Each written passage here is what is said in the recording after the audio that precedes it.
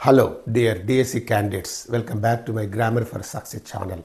I am Koresh Babu, a retired lecturer in English from Hyderabad.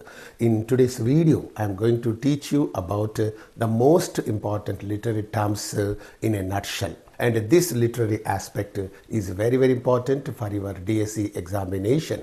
Therefore, I request all of you to watch this video till the end without skipping it in the middle. I also request all of you to consider subscribing to my channel and also sharing this video with all your friends who are also going to take the DSC examination along with you. Thank you so much. Now let's get into the video. Parallelism is there. What is this parallelism? Very briefly, I am giving you the definition of this literary device and also one or two points about this literary device, and thereafter a few examples. So this is the structure I am following for teaching all the literary terms in this video. And one more very important thing I would like to tell you that there are as many as 32 or 33 literary devices I have gathered, and they are all very important for your DSC examination. And if I teach all of them in one video, the video might become very lengthy, and therefore I have divided this video into two parts. This is the first part in which I am going to teach you about 20 literary devices. Okay, in the second part I'm going to teach you 13 or 15 literary devices plus one small exercise. So keep this point in your mind, and therefore I request all of you to watch these two videos. Okay, very important, very interesting, and even for your future examinations also this aspect might be very useful and helpful. Therefore, please pay a very good attention to this. So, parallelism. Parallelism means what? Parallelism is a literary device. What kind of literary device is this? Which uses the similar grammatical structures in sentences or phrases. So, it is a literary device which uses the similar grammatical structures. Okay. Similar means what? The same grammatical structures in sentences or in phrases. So, in this way, in the sentences and in the phrases, same grammatical structures are used by some writers. Why do they employ this parallelism? Means here it is clearly mentioned. It is often employed by the writers only to create a rhythm in the sentence. In order to create some rhythm, some sweetness, some melody, some smoothness in that sentence. So they employ generally this parallelism, and they also employ this literary device for balance of the sentence, for clarity of the sentence. So for these three things in the sentence now they want to maintain. Okay, for that purpose the writers or the poets make use of this parallelism. Sometimes what happens, they also use this parallelism to emphasize some ideas. To emphasize some ideas also, this parallelism is generally used. Okay, this is the use of this parallelism. And here some examples are given. I came, I saw, I conquered. You see how beautiful the sentence is. You can also find some kind of music in this. Okay, some kind of smoothness you can find. Okay, I came, I saw, and I conquered. I came, I saw, I conquered. So these words were spoken by Julius Caesar. Okay, and you come to know another important thing. John F. Kennedy's words: "Ask not what your country can do for you.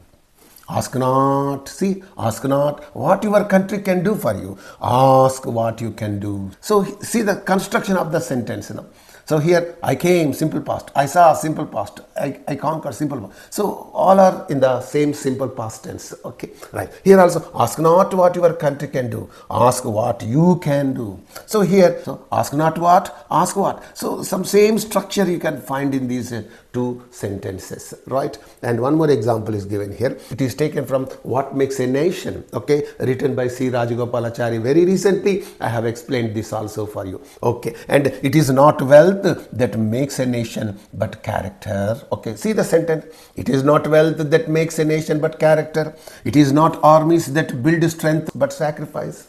So here, it is not wealth, it is not our same structure, same center. That makes a nation, that builds strength, but character. But see, in the same line, the second sentence is also constructed. So this is what we call parallelism. Why is it done so? Means in order to bring rhythm, balance and clarity in that particular sentence, in that idea and all that. One more example I think I have given you here. Easy come, easy go. How nice it is. Easy come, easy go. See, it's so simple, and you can easily keep this in your mind also. So in that way, some writers made use of this parallelism in their writings, okay, in their literary works extensively. And this is all about parallelism, okay. Are you following me now? Now, let's move on to learn about the next literary device, okay. This is the second literary term. Prologue is there. What is this prologue? So here it is clearly given. A prologue is nothing but an introduction to a story.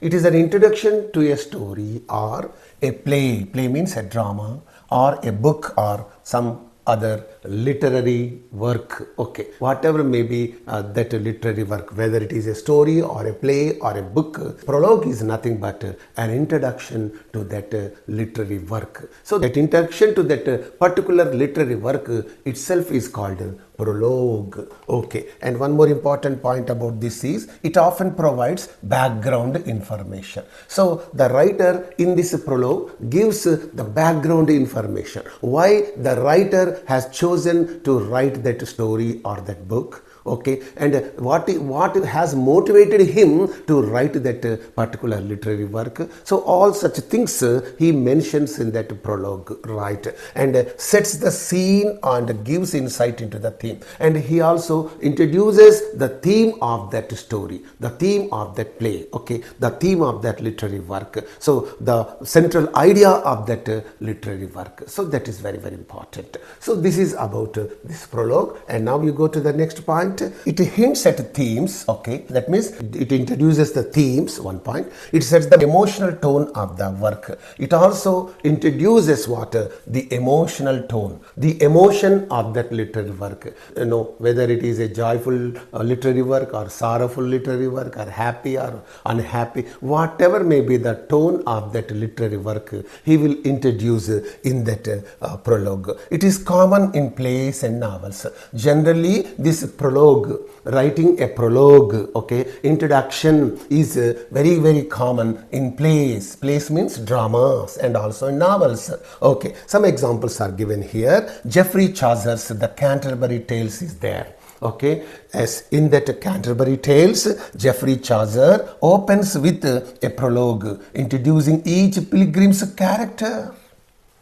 And there are so many pilgrims, you know, they all make a journey to some place, you know, and that is there. So he introduces the character of each and every pilgrim in that prologue, okay. That is about this Canterbury Tales. And one more example I think I have given you. The prologue in Romeo and Juliet provides a background of the family feud. Family feud means family quarrel or family dispute that has been there between those two families for a long time. So the writer of this Romeo and Juliet, that is Shakespeare, introduces the family feud in that introduction. That introduction is nothing but a prologue. So this is all about this prologue. Keep these 2-3 important points about this and 1-2 examples. So in this way, about each and every literary device I am going to teach you in this video, and they are all being taught very briefly. So now you move on to the next literary device. Third one,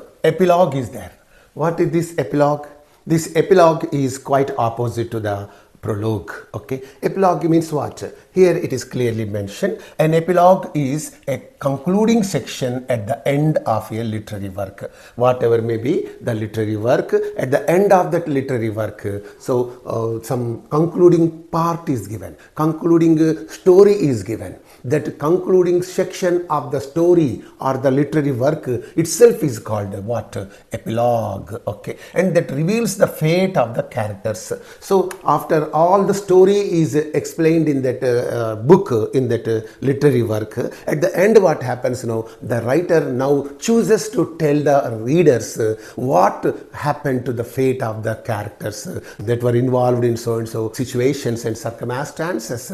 So all such things he will mention in the last concluding part of this literary work, and that's why it is called an epilogue, and here and offers closure to the story, and he also closes that story. So he ends the story with that epilogue. So prologue is the introduction to the story, and epilogue is the end of the story. You can directly say that also, right? And now you move on to the next important point about this. It may reflect on the events or convey a moral lesson. So generally, after telling the entire story, at the end what happens, the writers give some moral lesson to the readers. Unity, strength is there. So he tells us about the story of the three brothers, and the father gives them 3 sticks together and gives it to each of the sons and asks them to break them, but they cannot break the sticks. But afterwards, the sticks are given separately to each, and they are asked to break the sticks. The sons of that old man will break the sticks. So after telling all this story, the old man tells them, okay, when the 3 sticks are in one bundle, you could not break the sticks. But when they are separated and given to you individually, then you were able to break the sticks. In the same way, if you are united, if you live with unity, nobody will harm you, nobody will hurt you. But when you are separated, you will fall down and you face so many problems. So unity is strength. So that moral was taught through that little story. In the same way, through any literary work, the writers aim to teach the readers some moral lesson. This moral lesson is very important. What do you do with all that work? You only learn some moral lesson is very important. At the end of the story, you should be able to learn some moral. At the end of the movie, you should learn some moral. Without a moral, a story is just a meaningless one. Without a moral, a movie is just a meaningless one. So that is there. Okay, that's why the writers would give a moral lesson at the end of that story. That is included in this epilogue. That point I would like to drive to you, right? And some examples are given. In Shakespeare's The Tempest is there. Prospero's epilogue invites the audience's applause as a symbolic release. So, and here I'm not going into the details of this, epilogue of this Tempest, which was given by Prospero. Through Prospero, Shakespeare gives this epilogue, okay. That epilogue receives a lot of applause from the readers because it was so meaningful and all that, it was so wonderful, right. And this is why. So here, in this way, this epilogue is the end part of the story or the literary work. So that is there. Now let's move on to learn other important literary devices. Fourth one, setting is there. What is this setting? All of you know pretty well about all these literary terms and literary devices. Even then, I am giving you some brief idea about each and every one of them, right? And here you pay attention. Setting is the environment or surroundings in which the story takes place. Okay, what is the environment? What are the surroundings in which the story is taking place? That's very important. Okay, and including time, whether the story takes place in the modern days or in the olden days or something like that. And some movies there, what is that? Bhairava Deepam is there. So on watching the movie, you understand that that story took place in the olden days, long ago, not in the modern days. And Aditya 369 is there. It took place in the modern days. So like that, from watching that movie or from reading that story, the readers must be able to understand the time in which the story was composed and the location, where did the story take place, whether it took place in a city or in a village, okay, or in the forest. The location is very important. Weather is also there, and social atmosphere, the atmosphere of that story. So all these things are very important for writing a literary work, okay, for writing a story or some novel or some drama. So that is called a setting. Setting setting is nothing but an environment, okay, or surroundings in which the story takes place, right? Okay, this is there. And one more important point about this setting is it shapes the characters' behaviors and the plot's development, and this setting only decides the characters' behaviors. Suppose in that mythological film so the setting is something somewhat different, and the characters also behave in that way only, not as the modern people wearing t-shirt and all that. So it is not like that. The characters behave according to the setting. If the setting is of the modern days, the characters behave like the people in the modern days. If the setting is of the olden days, the characters in the story will behave like the people of those olden days. What I would like to tell you here is, according to the setting, the characters will play their roles. That's the first one. And the plot's development also will be there accordingly. So the characters behave according to the setting, and the plot's development will also be according to the setting. So this setting is very, very important for a story or for a movie, whatever it is. Right? And you take the examples here. The setting of Pride and Prejudice, beautiful novel written by Jane Austen. I love this novel very much because I taught this novel for about 5 years. And this Pride and Prejudice, the story, the setting of the story takes place in a countryside place that is Hertfordshire. Okay, you know very well. It's rural England. Yes, Hertfordshire, rural England in the early 19th century. How the people were there in the 19th century England. The characters also acted in the same way like those people of the 19th century. So in this way, in every story, you can find some setting. And according to the setting, the characters will play their roles. According to the setting, the plot development will be there. So all such things are there. Therefore, setting in a story, setting in a movie is very, very important. Right now, you move on to the next literary device. Fifth one, character is there. Characters are very, very important in a work of literature. Okay. In the movies also, they are very important. Any movie or any literary work is not there without characters. Okay. Right. And characters are the individuals who participate in the story. There are so many people you see in a story. So they are all called characters. So therefore, characters are none other than the individuals who participate in the story. Right. And you go to the next point. Characters can be dynamic. Dynamic means changing. They keep on changing. Earlier they will be in some kind of condition, but later on they start changing according to the situation, according to the circumstances. Okay, they keep on changing. Such changing characters are called dynamic characters. You know very well about that. And here static characters are also there. Static means stagnant. Stagnant means unchanging. The characters, some characters will be there in the story. They don't change. From the beginning till the end, they will be as they are. Even in the movies also, some characters you can find. For example, the character of a gardener, the character of a cook, the character of a gatekeeper, the character of a clerk, or the some ordinary characters will be there. They don't change. Such characters are called static characters.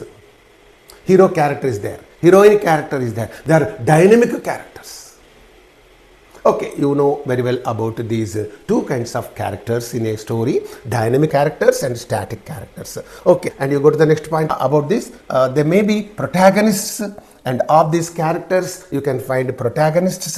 Protagonists means heroes, antagonists, villains, supporting characters. Supporting hero supporting characters will be there, and heroine supporting characters will be there, and villain supporting characters will be there. So there are so many supporting characters to the main characters. To the hero, to the heroine, and to the villain, there are so many supporting characters. And apart from these characters, you can find other characters also in the story or in the movie, right? And you go to the next thing. Their traits, development are central to the narrative. So, and the traits mean the qualities of the characters, the development of the characters are central to the narrative. They are only important to the narrative, isn't it? So once the hero was like this, now the hero has changed and he becomes like this. Earlier he was so sincere, honest and all that. He was a good person. He never used to quarrel with anybody. But because of certain situation, what happened, he has changed. Now he has become very violent and all that. He wants to see the end of the villainous people in that movie or in that story. So something like that. The writer creates the story in such a way that you find some delight in that story, that you find some kind of pleasure in that story. If you don't find any pleasure or delight in that story, you don't want to read that story. You don't want to watch that movie. So that is the point. And therefore, the traits of the characters, the development of the characters are central to the narrative. They are only very important to the narrative. Narrative means the story. One example is given here. Elizabeth Bennet in Jane Austen's Pride and Prejudice is a dynamic character. Earlier, she was very much prejudiced against Fitzwilliam Darcy, the hero of that novel. Later on, she changes her mind. Earlier, this Darcy was very much prejudiced against this Elizabeth Bennet. Later on, he also changes, and both change, and their change will contribute to the development of the story to a larger extent. And you keep on reading and reading that Jane Austen's novel. It's very wonderful. If you find any time, please go through that Jane Austen's abridged version. Very interesting. You please read that and you love it. Okay, I'm sure about that. And now you move on to learn about the next literary device. Meter is there. Meter means metrical pattern. Okay, meter. Okay, this meter is employed in poetry only, right? Meter is the structured pattern of stressed and unstressed syllables in poetry. So this meter is employed only in poetry, not in prose. You know that very well.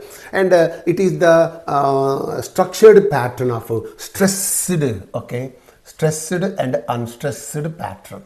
In Telugu also it's a laghu, guruvu, something like that. Stressed, unstressed pattern. So that is called meter. Okay, that kind of meter was followed in those days by those great poets. And nowadays nobody is following the metrical pattern. Not only in English but also in Telugu. Okay, in those days, the poems were written in the metrical patterns. Yes, Vidvanmikhyudu Trijagadvikyata Tejudu Krishna Dvaipayanu Degu Denche.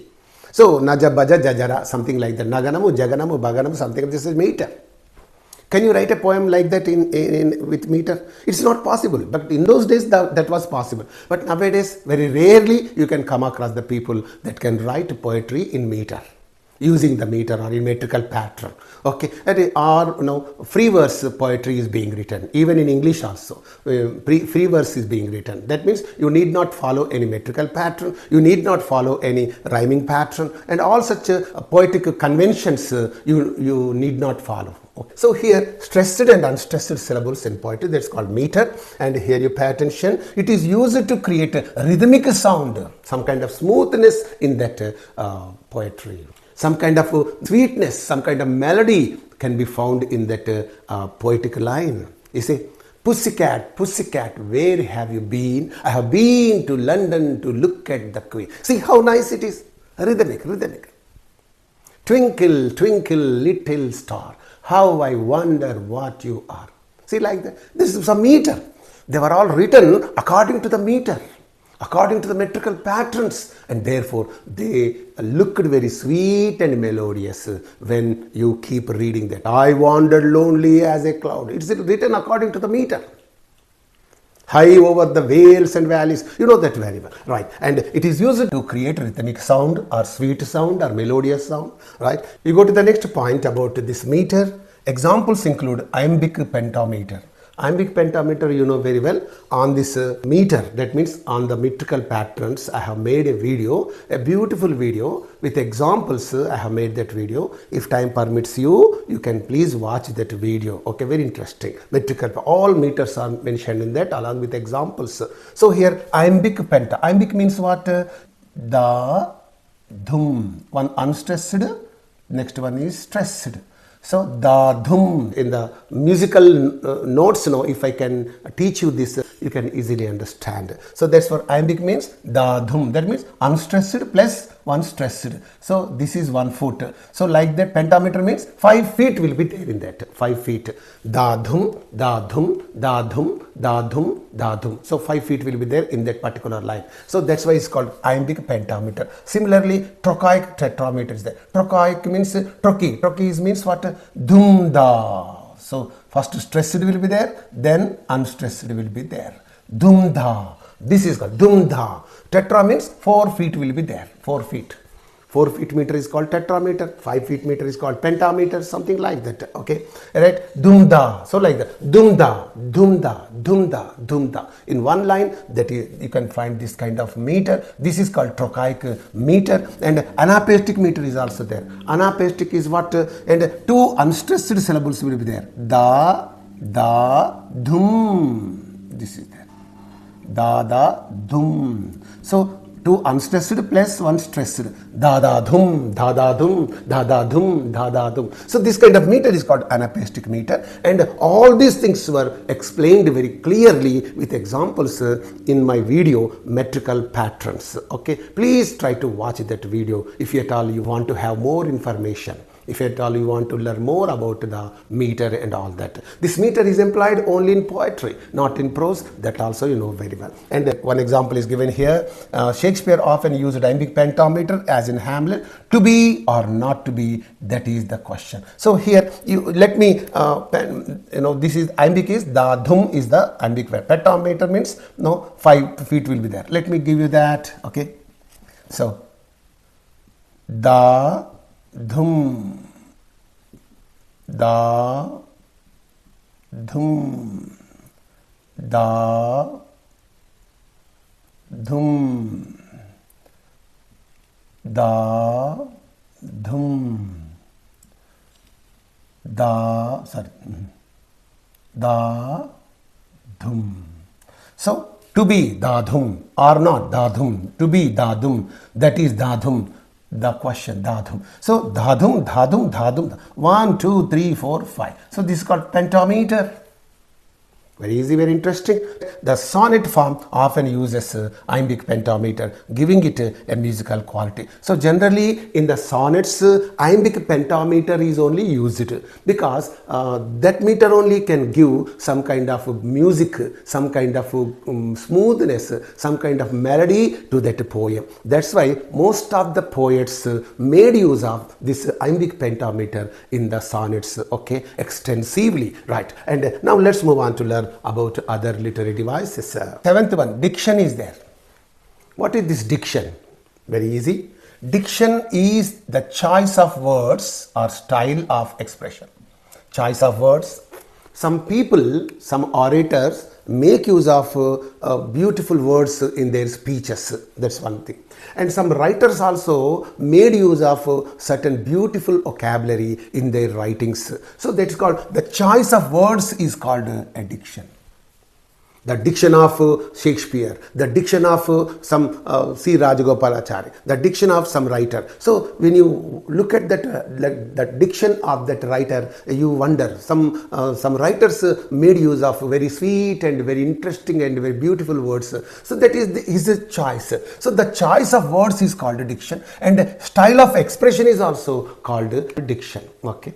The next point about this diction is, it is often used to affect tone. So, in order to fix the tone of the literary work, the writers generally make use of certain words, okay. They make use of certain words and they choose certain style of expression. If the episode in that story is somewhat melancholic, somewhat sorrowful, then the style of expression will be accordingly, and the choice of words will also be accordingly. If the episode or if the situation is joyful, happy, the style of expression will be according to that situation, and the choice of words will also be according to that situation. That means, according to the tone, the writers make use of the words and also the style of expression. And here, and they also make use of words, okay, and style of expression in order to evoke emotions. If the writer wants to evoke from the readers some kind of emotion, the desired emotion. To bring out some desired emotion from the readers, he would make use of certain words in that situation, okay, in that writing, and he would also make use of certain style of expression, and only through the choice of words and also through the style of expression, the writer can bring out the emotions, the expected, the desired emotions from the readers, and he can also affect the tone of that literary work. So therefore this diction is very, very important. Okay, you move on to the next one. For example, formal diction creates a serious tone. So if the diction of the literary work is very formal means according to the formalities and all that, that creates some kind of serious tone. Oh, if that story is very serious, very melancholic, very sorrowful, sad and all that, then the formal diction is employed by the writers. Okay, and here while colloquial diction is there, might create a casual atmosphere. Colloquial means some kind of general language is used to take it for granted in that, then it creates some kind of casual atmosphere, general vocabulary for general atmosphere, and serious vocabulary for serious tone and all that. So that is there. Okay, and now you take some examples. Charles Dickens's A Tale of Two Cities opens with a distinct diction in the line. It opens with a distinct diction, very distinguishing diction, very different diction he has used in the Tale of Cities in the opening lines. It was the best of times, it was the worst of times. A Tale of Two Cities. I'm going to tell you a few things about this. I'm going to give some reference to this A Tale of Two Cities in some other video very shortly. It is going to be uploaded. So in the opening paragraph of this Charles Dickens's A Tale of Two Cities, you can find this line: it was the best of times, it was the worst of times. In other words, you can say it is also the parallelism, isn't it? Is this sentence not attracting you? It is attracting you, it is appealing to you, therefore it is attracting you, isn't it? It was the best of times, it was the worst of times. So the story begins with this sentence, okay, in A Tale of Two Cities. Okay, eighth one is there, imagery is there. Imagery means visualization, you know that very well. Every time at the time of teaching you some poetry, I would talk about this imagery. Okay, imagery means visualizing. After reading that poem, after reading the poetic lines, you visualize that picture. That visualization, that mental picture itself is called imagery. Okay, imagery is the language that appeals to the senses. Imagery is the language that appeals to the senses. We have five senses, you know very well. Here, sight, sound, smell, touch, taste. These are all the senses. Seeing, okay, hearing, smelling, touching, feeling, tasting. These are all called five senses, and this imagery is some kind of language that appeals to the senses, and therefore whenever you read some story, some paragraph of the story, immediately visualize that.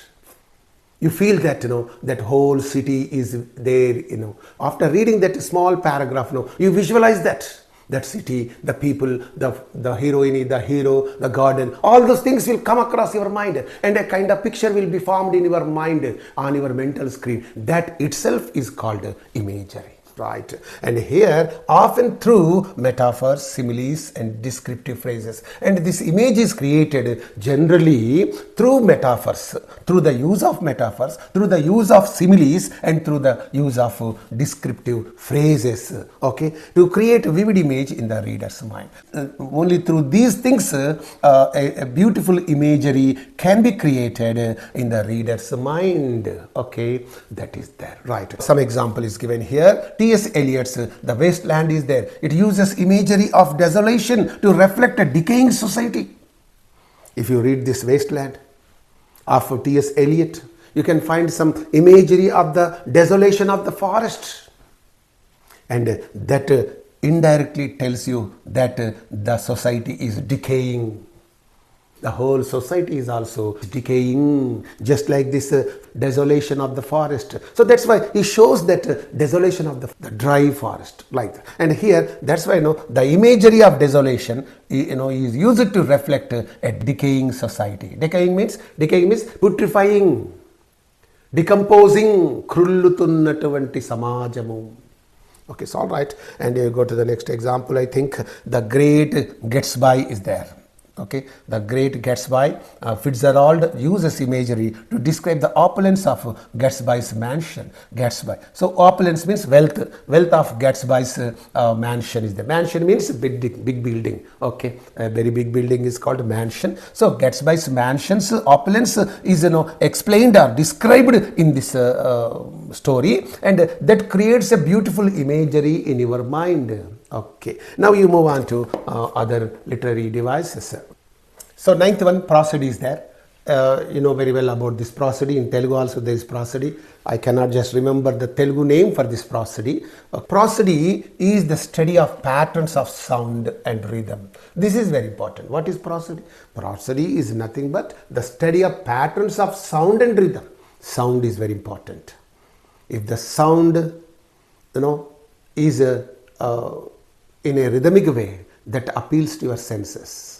That's why the children, the little kids will, when they listen to the song of the mother, they will go to bed immediately, because in that sound some kind of rhythm will be there. So the sound and the rhythm patterns are called prosody. And in poetry or verse, including intonation comes under this prosody. Tone, stress, all about these things, intonation and tone and stress are about all these things. I have made a video, please don't worry about that. Pitch means the frequency of sound. High pitch, low pitch. High pitch, and when somebody sings at the top of his voice. Some people sing at fifth pitch, sixth pitch. The frequency of sound is called pitch. That give the verse its musical quality. So therefore, so this prosody includes intonation, okay, intonation, tone, stress, okay, yes, and pitch. All these things are there are integral parts of this prosody that give the verse its musical quality. You know that very well. And here example, the prosody in the rhyme of the ancient mariner by S.T. Coleridge supports its eerie and supernatural theme. Eerie means frightful, spooky. Eerie means భయము గొల్పునటువంటి, భయపెట్టునటువంటి, frightful or spooky or something like that. Supernatural means not natural, supernatural, మానవాతీతమైన, something like that. So to support its eerie and supernatural theme, he has made use of this prosody in a meaningful way, right? Intonation is there, tone, stress and pitch and all that. The next literary device is point of view. About this point of view also I have made a video, please watch that. Point of view is the perspective from which a story is told. From whose perspective the story is told, whether it is told from the perspective of the writer or from the perspective of the character of the story itself, from the third person perspective, for the second person perspective. Perspective means the view from which a story is told. Perspective means nothing but a view. Every దృష్టిలో, view means దృష్టి, ఎవరి దృష్టిలో కథ చెప్పబడింది? రచయిత దృష్టిలో చెప్పబడుతుందా? అందులోని character దృష్టిలో చెప్పబడుతుందా? That itself is called point of view. It's very important from your examination point of view. Common points of view include first person. Sometimes the story is narrated in the first person only. The writer will be saying like that. I went to my friend. I requested him for help. He refused to help me. So I will be there. I and me. He promised to help me. Okay. So when the story is told using I and me, that's called first person point of view. And here second person point of view, when the story is narrated using the pronoun you, then it is called the second person point of view. And here when the story is narrated using the pronouns he, she, they, then it is called the third person point of view. You must think that the story is narrated from the third person point of view. మీ అంటేనేమో first person point of వ్యూలో కథ చెప్పబడింది అని, you అంటూ చెబితే ఆ కథ అది సెకండ్ పర్సన్ పాయింట్ ఆఫ్ వ్యూలో చెప్పబడింది అని, అండ్ హీ షీ దే అంటూ చెప్పబడితే ఆ థర్డ్ పర్సన్ పాయింట్ ఆఫ్ వ్యూలో చెప్పబడిందని you must immediately understand that's a very important and interesting, which can be omniscient or limited, and whether these things are okay, this third person point of view is there, whether it is omniscient or limited, whether the story is narrated using this he she it only in the limited way or omniscient way throughout the story. So that is also important, right? And this is all about this point of view. One example is given here. You see that To Kill a Mockingbird, it's a beautiful novel written by Harper Lee, you know that very well, and this story is narrated from Atticus Finch, that is the first person perspective. So the whole story was narrated in this novel To Kill a Mockingbird from Atticus Finch's perspective, that is the first person perspective, using I and me. When these two pronouns are used all over the story, that then you must think the whole story is narrated in the first person point of view. Okay, right. And you move on to the next literary device. 11th one, epic is there. What is this epic? All of you know very well. An epic is a long narrative poem. A long narrative poem is called an epic. In Telugu also there are epics. The Ramayana is an epic. The Mahabharata is also an epic. So in English also Homer's Iliad is there, Aeneid is there, and so something like that. And here an epic is a long narrative poem. What does this narrative poem do? It celebrates what? The heroic deeds and events. Okay, it celebrates the heroic deeds, the adventures or the events significant to some culture. The events significant to some culture. That means the events pertaining to some culture, some nation. Okay, here two things are there. This narrative poem celebrates the heroic deeds of the hero, first point. It also celebrates the events pertaining to some culture or some nation. So these two things are explained or narrated in this long poem, an epic. And here the next point, you know, there is one example. Homer's The Odyssey is there, is an epic recounting Odysseus' journey. Odysseus' journey. Homer's The Odyssey is there. It's an epic. Okay, it recounts, means it celebrates Odysseus' journey. Right. And you go to the next example. Beowulf is there, is an epic where the hero battles monsters to protect his people. This also, Beowulf is also an epic. And in this epic what happens? The hero fights with the monsters in order to protect his own people. So these are all the epics. The Ramayana is an epic. The Mahabharata is also an epic, and so on. And you go to the next one. Mock epic is there. Epic, mock epic. You are mocking this epic structure, but you are writing on a trivial subject. That's why it's called a mock epic. Epic is written on a grand subject, whereas this mock epic is there, though it is written on a grand scale, but it is written on a trivial subject. That's why it's called a mock epic. So let me give you some idea. A mock epic is a parody. Parody means an imitation of this epic that imitates the style of an epic poem to ridicule or a trivial subject. So to ridicule, to mock at some trivial subject, this mock epic is written. So imitating the style of an epic. So this mock epic is written imitating the style of an epic and only to ridicule a trivial subject. ఒక అల్పమైన సబ్జెక్టును పరిహసించడానికి epic స్టైల్లో మరి రాయబడుతున్నటువంటి ఆ పరిహాసపు కవితనే మాక్ epic అంటారు. Right. And you know very well Alexander Pope's famous example, The Rape of the Lock. It uses only the epic style, but it is written only to mock the high society. It uses the high style, but it is written only to mock the high society of those days. It is there. Now let's move on to learn about other literary devices. So 13th one, choreography is there. What is this choreography? All of you know very well about this choreography. Choreography in the modern days, in the movies, is nothing but the movement of parts of the body or limbs of the body according to the music or according to the song. That itself is called choreography. Okay. In a song, what happens? The hero will be dancing, the heroine will also be dancing, and they will be moving their hands. And you know about Shaker Master and Johnny Master, they are the choreographers, and many other choreographers are also there. So what do they do? They simply teach the actors how to make the movements of the limbs of the body. So that is choreography in the movies where there are songs. Okay, but here this is also there in literature.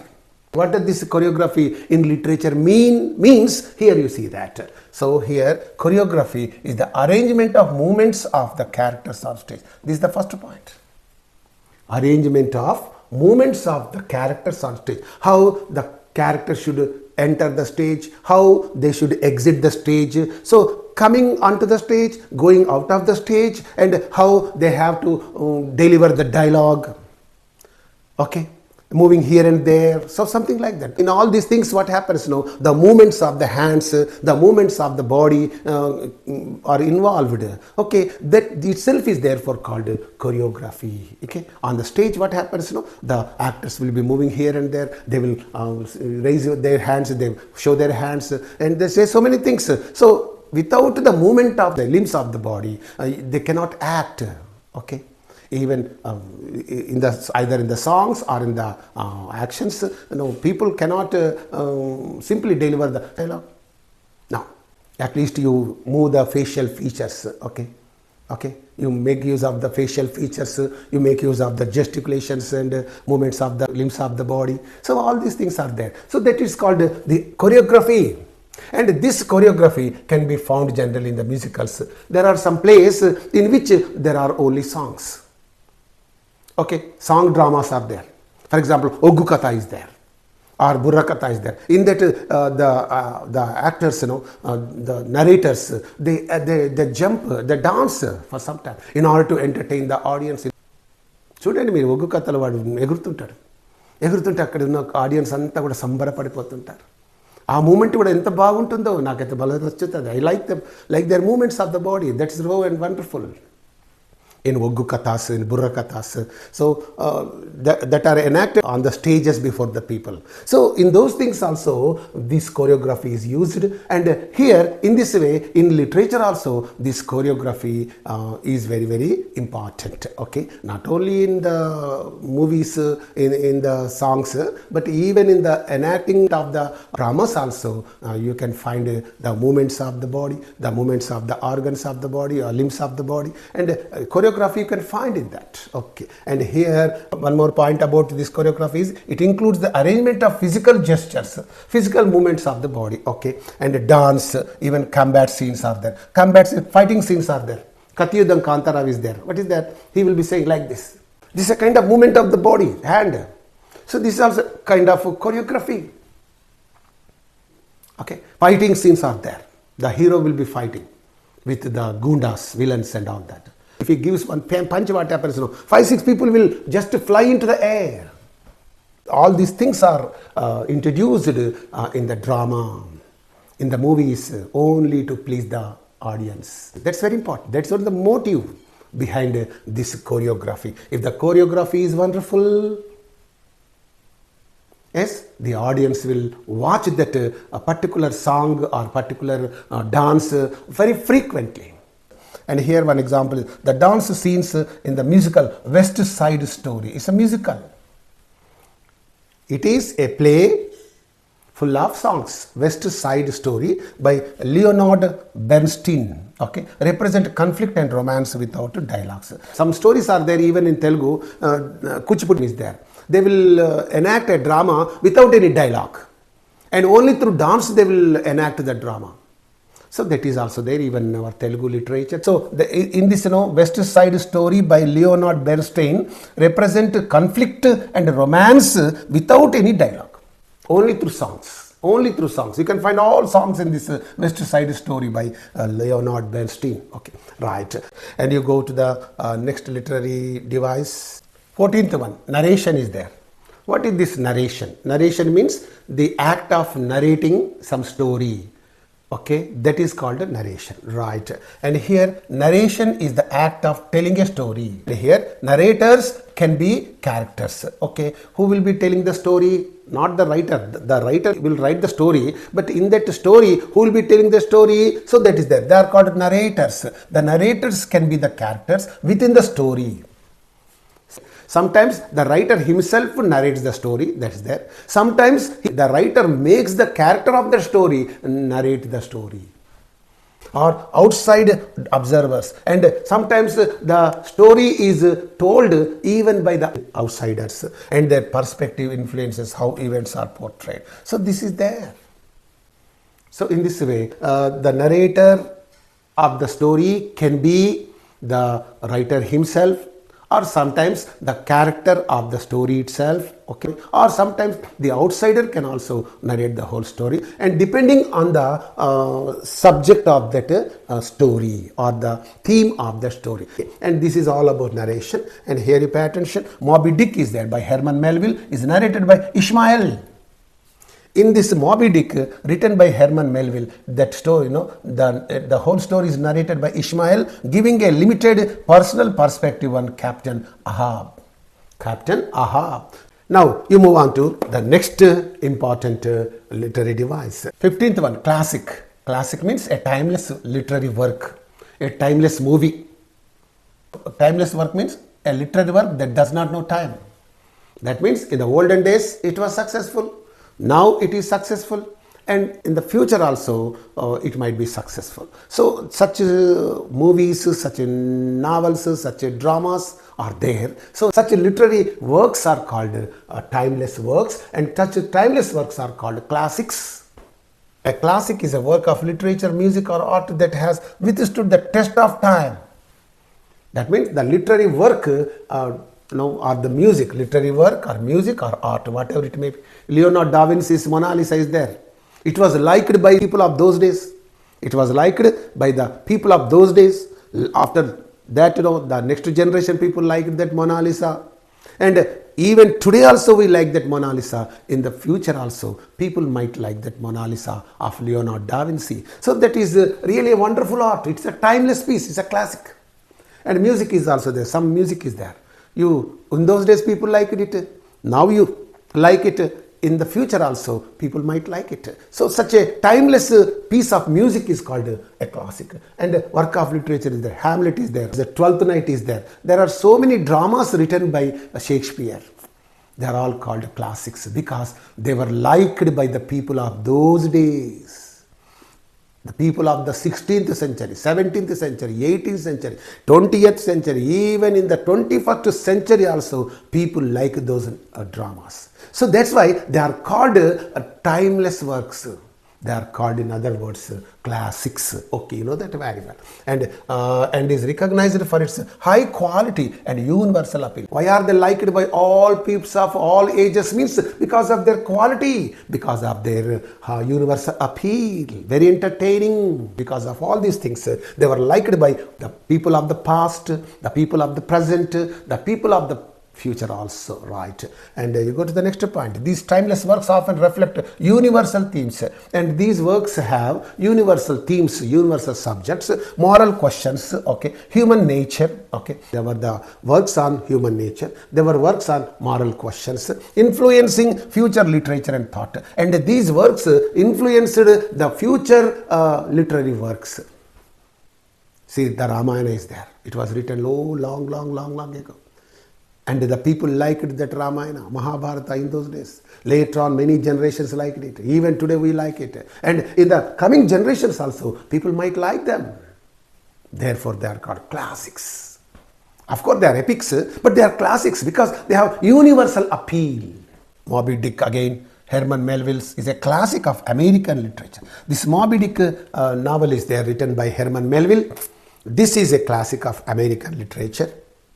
And one more example is given here. Don Quixote by Cervantes explores themes of reality versus illusion. Reality versus illusion remaining relevant and over centuries. And this Don Quixote remains relevant even these days also.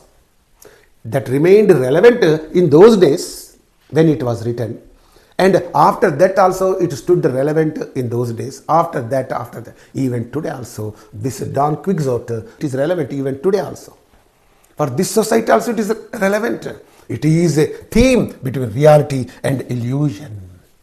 Okay, and now you move on to the next literary device. 16th one, chorus is there. Chorus, everybody knows about this. A group of singers is called a chorus, you know very well. In ancient Greek drama, a group of performers or singers who comment on the action.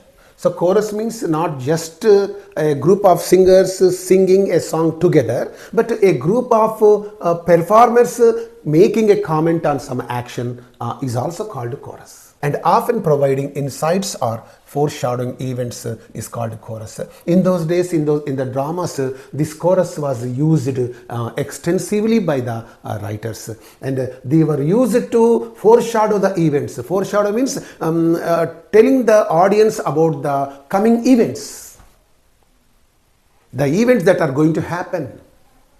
And that's why the audience would be waiting for that incident to happen with eagerness and all that. They used to wait for that scene very eagerly, and that job was done by the chorus. They used to foreshadow the coming events, and they also provided insights into the story. Insight means some kind of information about the minds of the characters on the stage, or minds of the characters, what there is in their minds, what they are planning to do. All such things were spoken by the performance, by the chorus. All these things were spoken by the chorus. Chorus is in that way a group of performers. Okay, right. It's very important, very interesting also. And here in modern theatre, the chorus can serve as a background singers and narrators. So here in the modern theatre, this is in the Greek drama that was there, but in the modern theatre means in the modern movies or literary works, that's the meaning. And the chorus can serve as background singers. So they will be singing some songs in the background, and they will also be narrating story. So song singing and story narrating, these two things would take place in the background in the modern theatre. This is also called chorus, right? And you go to the next one. The chorus in Oedipus Rex by Sophocles provides insight and reactions to the events. So in this is a beautiful I can say tragedy written by Sophocles. I'm going to talk to you very briefly about this Oedipus in the coming video. Then you can listen to that. And what this story is about, that I'm going to tell you in that dramatic types and all that in that video, right? And the chorus in this provides insight, some information about the story to the readers, to the audience, and reactions to the events, and the reactions of the events also to the audience. So this chorus served in this way to the people, to the audience in those days. Okay, right. The chorus in Antigone by Sophocles reflects on fate, law, and family loyalty. So in this also you can find, this Antigone is a tragedy written by Sophocles, and in this story also on fate, law, and family loyalty, the chorus would be making some comments. So in this way you can find this chorus in the olden days in the Greek dramas, in the dramatic field and all that. But nowadays, background singing, background narration of the story, that is called a chorus, right? And now you move on to the next literary device. 17th one, comedy is there. Comedy, all of you know very well about this comedy. Everybody likes this comedy. Comedy is a genre that involves humor, aims to entertain, often ending on a positive note with the characters overcoming challenges. So it's a genre. It's a genre means a form of literature that involves humor. That means it is used for humor. Okay, its aim is to entertain the audience. Okay, through comedy, the writers aim to entertain the audience. Entertainment was very important. In those days, it was important. Today also it is very important. If there is no entertainment in the movie, nobody will watch that movie nowadays. That's why Brahmanandam and all other comedians have become very important to the cinema industry. Because a serious story nobody likes to watch. And at least in the middle, there must be some joke, some comedy, some kind of relief the audience should get.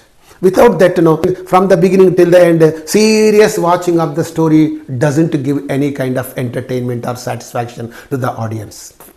In between, there must be some comedic scenes. That's very important. And here it provides humor. Okay, it entertains the people, often ending on a positive note. Comedy always ends on a positive note. Okay, it is not very harsh. Nowadays comedy in some films is very harsh. At the cost of somebody, if you try to get comedy, that's not good humor. And Brahmanandam comedy is there. If you look at his facial features, you can get a lot of tons of entertainment in some movie. In some club, some girl comes and says, "Is he your uncle?" Then suddenly what happens? Brahmananda looks at the face of this hero, and then this Brahmananda says, "Navva apkuntunavu gadra." See how that is so mild, but that evokes a lot of laughter among the audience. So, very small gesticulation, very small movement of the body has given a lot of entertainment to the people. You see that? That is humor. You should not be harsh. ఎవరినో కింద పడేసి నవ్వడము అలాంటి comedy కాదు. అట్లాంటి కొట్టడం ద్వారా భయపెట్టడం ద్వారా ఏదో హాలోవిన్లో భయపెట్టి ఇలా చేసి that's not comedy at all. That's there. Okay, it's all right. Then it's ending on positive note with characters overcoming challenges. Right. And here it can include satire. Satire means sarcasm, mockery. And through comedy, the writers use it to, in those days, expose some kind of sarcasm, some kind of mockery, derision. Okay, romantic comedy. And slapstick. Slapstick means, in the circus, you find some jokers. Okay, buffoons or some jokers would be there, isn't it? What do? They will have some kind of slapstick that will have these two things.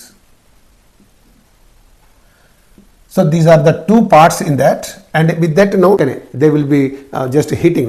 It is not very painful to the person who receives that blow. ఇలా కొడితే అవి రెండు ఈ చిరుతలు ఉంటాయి, ఇట్లా రెండు ఇలా కొట్టుకునేసరికి టప్ అంటే పెద్ద సౌండ్ వస్తుంది, but that does not harm the person. So this called slapstick. అలా కొట్టగానే సర్కస్లో ఉన్న వాళ్ళందరూ గుల్లుమని నవ్వుతారు, వీడు మాత్రం అలా యాక్షన్ చేస్తుంటాడు. So it's all that. So that's a slapstick humour. ఇలా కొట్టడం ద్వారా వచ్చినట్టు that's called slapstick humour. So this is also a part and parcel of this comedy. Romantic comedy is also there. So all these things are there. Some example is given here. Shakespeare's Much Ado About Nothing. So it's a beautiful drama. Uses wit. Wit means what? Wit means clever humor. Wit means clever humor is called wit. It uses clever humor and misunderstanding to explore love and reputation. In this drama written by Shakespeare, so the Shakespeare uses wit, clever humor and misunderstanding to explore love and reputation. That is that. You go to the next important literary device. 18th one, high comedy is there. Comedy already have learnt. Comedy means humor. Okay, and high comedy means high humor. What is this high comedy? Let us learn about that. High comedy relies on wit. Wit means, I have already told you that. Wit means clever humor, okay, or apt humor. Apt means clever. Humor must be clever, and it should also be apt. Apt means suitable humor must be there. Relevant humor must be there. So that clever and apt humor is called wit. Sophisticated dialogue. And it must make use of sophisticated dialogue, not vulgar dialogue, right? And intellectual humor, and it must give a lot of pleasure to the mind. Mental relief also should give, okay? And Brahmanandam comedy will give this kind of intellectual humor. He makes, the humor of that comedian is really fantastic. He's a mega comedian, right? And here you know very well, and it often involves satirical portrayals of social classes.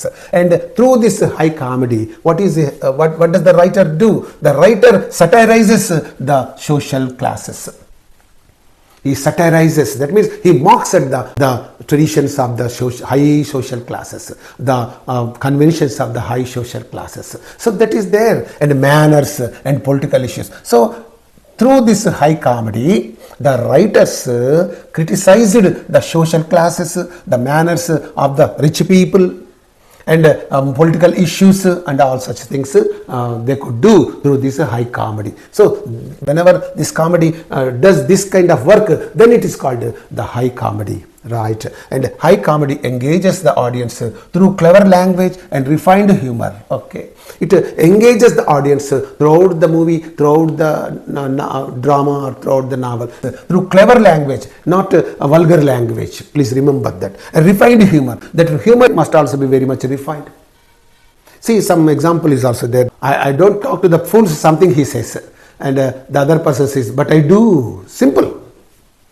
నేను తెలుగు తక్కువతో మాట్లాడారా అంటే అవతల వ్యక్తి అంటారు, నేను మాత్రం మాట్లాడతానంటాడు. అంటే అర్థమైంది, వీడు తెలుగు తక్కువ.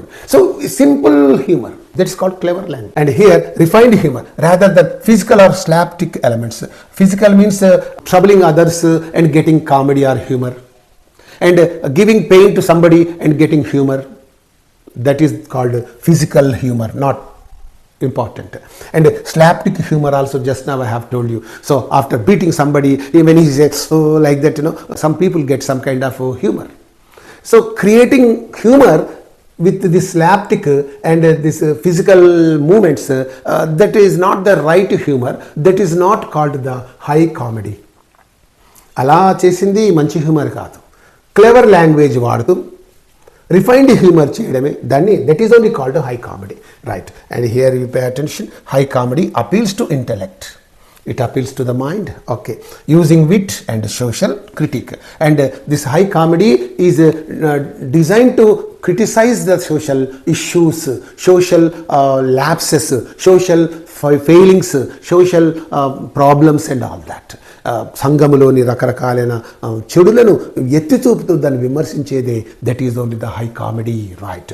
And these are the very important points about the high comedy. And one example is given, Oscar Wilde's the importance of being earnest. This is there in your syllabus, I think. I am going to make a video on it sooner or later, and you can watch it. It's a classic example of high comedy. In this you can find only high comedy, not low comedy. Okay, only high comedy, standard comedy. High comedy, in other words, standard comedy. In Telugu is చిల్లర జోకులు వద్దు అని చెప్తా. చిల్లర జోకులు వేస్తే కూడా నవ్వు వస్తుంది. చిల్లర జోకులు అవి బూతు మాట్లాడడం వల్ల, లేకుంటే చిల్లరగా మాట్లాడడం వల్ల వచ్చే కామెడీని, దట్ ఈస్ కాల్డ్ లో comedy. That we don't like. And high comedy means standard, okay, standard humour is called high comedy, right? And here in this, you can find high comedy using sharp wit, satire to critique Victorian society's obsession with appearances, marriage and social status. So criticizing all these things of the Victorian era, criticizing all these things, appearances. In those days the people gave top priority only to the appearance, because you know very well appearances are often deceptive.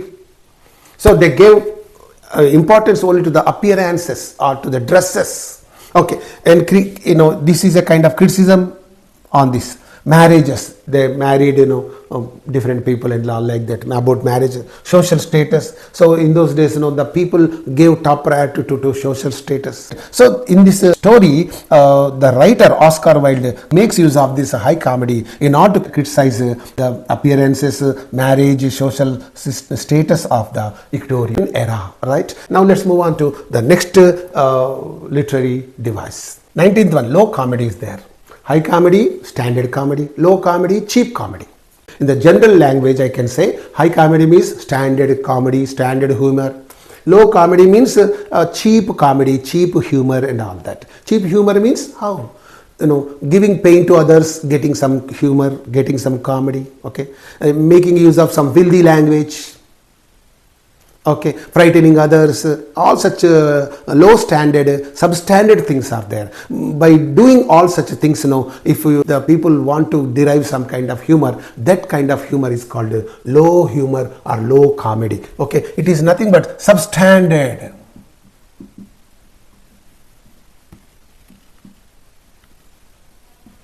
In other words, cheap humor. We don't like this, right? We don't like this. But let us look at the low comedy emphasizes physical humor. Physical humor means by frightening others, by beating others, by ill-treating others.